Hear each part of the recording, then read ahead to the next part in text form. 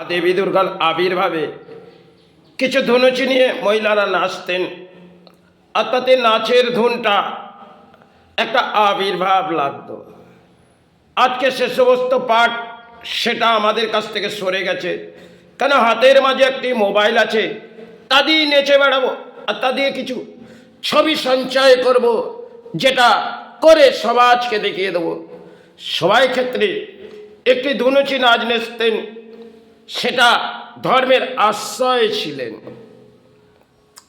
এখন যেটা বর্তমান চলছে সেটা কলিযুগের অংশই হয়তো, কেন হাত থেকে ধনুচিটা তো সরে গেছে, হাতের মাঝে একটা মোবাইলযুক্ত ইন্টারনেটের আশাবৃদ্ধি বেঁধে গেছে, আর সেটাকে নিয়ে দেহর মধ্যে যেন আগলে রেখেছি, একটি হাতের মাঝে রেখেছি আর 5টি প্রাণীকে দেখাচ্ছি, দেখো আমি যে নাচটা নাচবো সেটা তোমাদের দেখতে হবে। সবাইকালে একটি ধনুচির নাচ, সেটা আত্রি আবির্ভাবে দেখানো হয়েছিল, সেটা সবার আবেগ ছিল। আজ যদি ধর্মের আবেগটাকে আমরা নিয়ে আসি, কিছু দেখব ডিজে বাজানো হচ্ছে, আর একটি নারীর নাচও হচ্ছে, আচ্ছা একটি ছবি তোলা হচ্ছে। যে ক্ষেত্রে এই সমাজে যেটা ঘটছে সেটা সবার আবেগ আমরা হারিয়ে ফেলেছি। বর্তমান সময় হয়তো কিছু নারীও দেখবেন ঘন্টা বাজাবে, কেন ঘন্টাটা একটা সময় পুরোহিত বাজাতেন, আজকে প্রয়োজন মন্তই নেই, নারীরাতেও চলে আসবে। কেন কলিযুগে দেখবেন পুরুষ একটা সময় ধর্মের আশ্রয় নিত, আর সবাইয়ের আবেগ ছিল, কারণ তারা যে ধর্মগুলো জাগিয়ে গেছে, বহু সাধক তারা সাধনার মাঝে এসেছিলেন, তাই বাংলাকে জাগাতে এসেছিলেন। দেবী দুর্গার আবির্ভাবে হয়তো নবরাত্রি আসে, এই নবরাত্রিটা রাত যখন গড়িয়ে আসছে, শুভ সকালে কি মহালয় আবির্ভাব হয়, সেই মহালয় যেন হৃদয়ে বসে যায়। আজকে হৃদয়ে একটি মোবাইল বসে আছে, তার মধ্যেই উৎপাত হয়ে হয়তো ধর্ম ডাকছি যখন প্রয়োজন পড়ছে, আবার প্রয়োজন যখন চলে যাচ্ছে ধর্মের আস্থা ছেড়ে দিচ্ছি। এটা একটা আমরা অংশের ভাগে খেলা হয়তো ধর্মের মাঝে খেলছি, আর অধর্মের বলিও আমরা আজকে সমাজে। সেটা একটা সময় নারীর মধ্যে সৎ বলি ছিল, এখন সেটা অসতে বড়াডুবি। আর এই কলির অংশে দেখবেন অসৎ কর্ম নিয়ে আপনি জয়ী হবেন, আর সৎ কর্ম নিয়ে কলি আপনাকে দণ্ড দেবে। তবে কলির অংশে যেটা ঘটছে সেটা বহু অদ্ভুত কিছু। একটা সময় যে কোনো মন্দিরগুলোতে একটি ম্যাগনেট ছিল, যেগুলো আজ তার পাওয়ার নষ্ট হয়ে গেছে।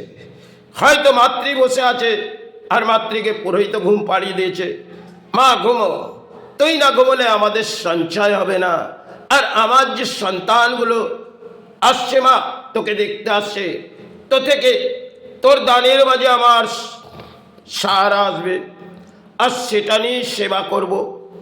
বর্তমান দিনে দেখবেন কিছু পুরোহিত লুষ্ট হয়ে পড়েছে, কেন একটা ধর্মটা আমাদের ক্যাটারিং, যেটা একটা ভোজনের মাঝেও ক্যাটারিং দিয়েছি, আর ধর্মের পেছনেও একটা ক্যাটারিং সিস্টেম করে দিয়েছি।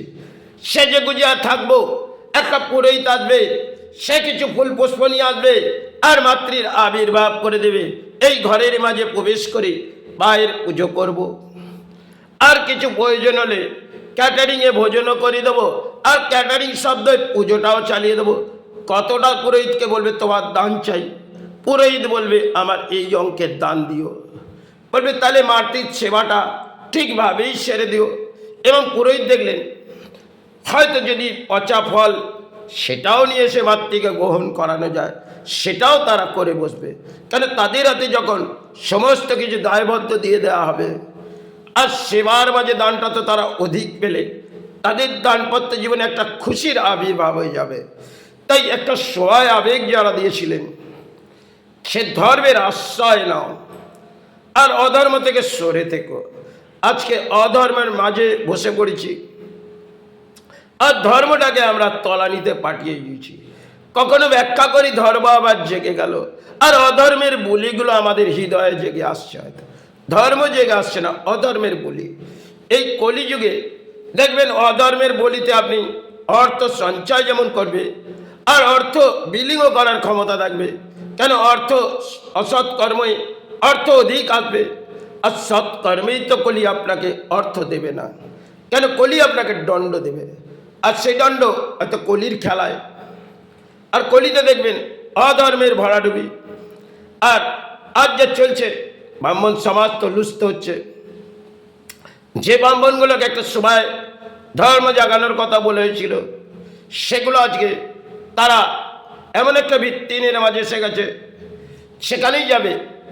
মাতৃ সেবায় কতটা অঙ্কের আমাকে দান দেবে, তার একটা বলি আবড়ে যাবে। যে বলিটা আপনি তাকে মেনে নিতে হবে। কেন?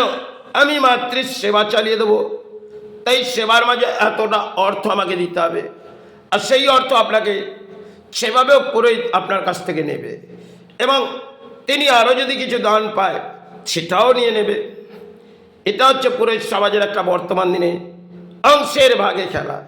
তাই পুরোহিত সময়কালে এই সব লোভ লালসা, সেবার মাঝে হয়তো কিছু অর্থ পেলে ওতেই সঞ্চয় করে অস্থানে নিয়ে যেত। আজকে পুরোহিত জায়গায় জায়গায় দেখবেন সেবায় যাচ্ছে, যখনই সালগিরা কিছু উৎসব এসে যাচ্ছে পুরোহিত যেতে হবে। আর ধর্মের নাম নিয়ে যাই, একটা গায়ে নামাবলী দিয়ে দিই, আর নামাবলী দিয়ে তার বসস্থানে সেবাটা মূল্যের মাঝে নিয়ে আসি। আর মূল্যটি যদি অধিক হয় তাহলে আমার সন্তানদের জীবন সারা এসে যাবে। এই এসে গেছে পুরোহিত সমাজে। এবং আগে পুরোহিত একটা চুক্তি করবে, সে মাকে যে খাওয়ান দাওয়ান করে দেবো তার মূল্যটা কতটা দেবে। বলে, দেখো পুরোহিত, সমস্ত কিছু দায়ভার তোমার হাতে চেপে দিলাম, তুমি যা ফল মূল কিনে মাতৃ সেবা চালিয়ে দিও, আর ঘরের নিয়ে নারী আছে ও সেজে গুজে বসবে। পুরোহিত বললেন, বাহ, অপূর্ব খেলা হয়তো আমরা কলিতে পাচ্ছি, যেটা হচ্ছে আজকে নারীগুলো সেই পর্যায়ে নেই, আর ঘরের পুজো পুরুষ তারাও সেই পর্যায়ে নেই। কারণ একটা সবাই ধর্মের আশ্রয় দেখিয়ে আমাদের জাগাতে বলা হয়েছিল, আজকে পুরোহিতগুলো ভেঙে পড়েছে। যে সমস্ত স্থানগুলোতে জানেন এক একটা সতীপীঠ, সেগুলো একটি ম্যাগনেট, সময়কালে সাধকদের হাত দিয়ে সৃষ্টি হয়েছিল মহামায়া। সেগুলো একটি ম্যাগনেট, যার মধ্যে পাওয়ার দিয়েছিলেন। তো সেই পাওয়ারটা বর্তমান সময় নষ্ট হয়ে গেছে। হয়তো মাতৃভূমিতে আছে, কিন্তু ম্যাগনেটটি যে সৃষ্টি করা ছিল সেগুলোকে নষ্ট হয়ে গেছে, এবং সেগুলোকে জাগাতে গেলে বহু সবাই আবেগ লেগে যাবে। সাধক রামপ্রসাদ একটি আসন সিদ্ধায় নিয়ে সে রেখে গেলেন, কিন্তু তাকে জাগানোর ক্ষমতা আজ পর্যন্ত বাংলায় কারো হয়নি। আর ধর্মস্থানগুলোকে কীভাবে জাগাবে? সবাই যখন সাধক সিদ্ধায় নিয়ে পঞ্চবটি আসন সিদ্ধায় নিয়ে করেছিলেন, সেটা তিনি জানতেন। সে বাংলায় এই আসনের যোগ্যতা কেউ নিতে পারবে না। আর আমি হয়তো মাতৃমাতৃ করে এই বনবাসের মতন এসে সেবা চালিয়ে গেলাম, সারা কিছু গানের মাঝে লিখলাম, কিন্তু লেখার পর আমার তো করণীয় কাজ শেষ হতে যাচ্ছে, সাধক যেতে হবে। তাই রাজক সাধক মাকে বললেন, মা, এখান থেকে আমি হয়তো চলে যাব, তাই সাধনা ছেড়ে আমাকে তো যেতে হবে। খেতেই আসুন, বাংলার কোনো সমাজ আসতে পারবে না, সেটা কিন্তু সাধক জানতেন। সাধক যে পঞ্চবটি আসনটায় সিদ্ধাই করেছিলেন, সেটা সবাই একটা সাধক রামপ্রসাদ, তিনি যেরকম অসাধারণ গান লিখেছিলেন, আর একটি আসন তিনি একটা জায়গায় রেখে গেলেন, সেটা সিদ্ধাই নিয়ে। সেটা আজও বাংলায় কেউ জাগিয়ে দিতে পারেনি। আর যদি জাগাতেন তাহলে বাংলার সৌভাগ্য আসত। কিন্তু সবাই সাধক মায়ের কাছে এটাই বলেছিলেন, বা হয়তো সাধনা করে বহু গান লিখলাম, সমাজ নিল না, আর একটি আসুন যে সেবা চালালাম মা, সেটা সমাজে আর কেউ জাগাতে পারবে না। কেন? এই আসনটি আমি যে সিদ্ধাই নিলাম তোর কাছে, আর এই আসনটা সমাজ তার যোগ্যতা দিতে পারবে না। এটা সাধক মায়ের কাছে বারংবার বলেছিল। সেটা হয়তো আজকের পরিস্থিতি সেটা কেউ আসতে পারেনি। তাই সাধু রামপ্রসাদকে শতকোটি প্রণাম জানাই। তিনি বাংলার মাঝে এসেছিলেন এক গুরু হয়ে। তিনি ধর্মের কিছু গান আবির্ভাব করেছিল। সবাইকালে বহু কিছু গান আমরা পেয়েছিলাম। বহু দারিদ্রতা দুঃখের মাঝে তিনি আত্মি করে চিৎকার করে গানের মাঝ দিয়ে ধর্মে জেগিয়ে দিয়েছিলেন। সবাই হয়তো রাজারা চোখের জল গড়িয়েছিলেন। আজকে বর্তমান দিনে আমরা সবাই রাজা, কারণ তখন সবাইয়ের একটি রাজা, তারা যখন এই ধর্মকে এতটা যোগ্যতা দেয়নি, সাধক বুঝে নিয়েছিলেন সে রাজার কাছে আছে মহেল, রাজমহল, আর রাজা আমায় প্রবেশ করার নির্দেশ দিয়েছে। খেতো আমি তো এসেছি। খেতো সাধক তিনি জানতেন, তিনি তো ভক্তির সেবা করেছিলেন। সাধক যখন গানটি তুলে দিলেন রাজার কাছে, রাজা এক অপূর্ব গান শুনে রাজার চোখের জল গড়ালেন। রাজা বললেন, আজ সাধক হৃদয় তো ভরে গেল, আজ যে গানের মাঝে তুমি আমাকে হৃদয় জাগালে, তার জন্যে যা অর্থ চাই সাধক আমি সবই অবদান দেব। পরক্ষণে সাধক বললেন, একই ব্যাখ্যা বলছেন? কারণ আমি তো ভক্তিরূপে সেবার গানটি আপনাকে হৃদয় দিলাম। বলে, সাধক আজ যে মহান গানের একটি অদ্ভুত ইতিহাস আমাকে দিলে, তা হয়তো আগে কোনো সময় পাইনি। আর সেই গানটি তুমি যে গেয়ে গেলে, যতটুকু তোমার প্রয়োজন সাধক আমি তোমাকে দানের ঘড়া দেবো। সাধক রামপ্রসাদ তাকে বললেন, মা এই রাজার হাতের কী দান নেব? তখন মা বললে, সাধক ও দানের আশা ছেড়ে দে, তুই বাড়ি ফিরে আয়। তো সাধক সেই বাড়ি ফিরে গেলেন। আর রাজা একটি দানের প্রস্তাব করলেন। খেতো মাতৃ বললেন, সে সাধক এ তোর কর্মরে তুই যে গান লিখে যাচ্ছিস, এটা সময় হয়তো আবেগ আসবে, তুই হয়তো চলে যাবি সাধক, বহু সময় পর একটা আবেগ আসবে। আচ্ছা একটা ঘাটে যা, সেখানে গিয়ে পরিষ্কার করে কেউ আসবে, সেই আসনটা এই আসন থেকে সেখানে একটা আসন সিদ্ধাই কর।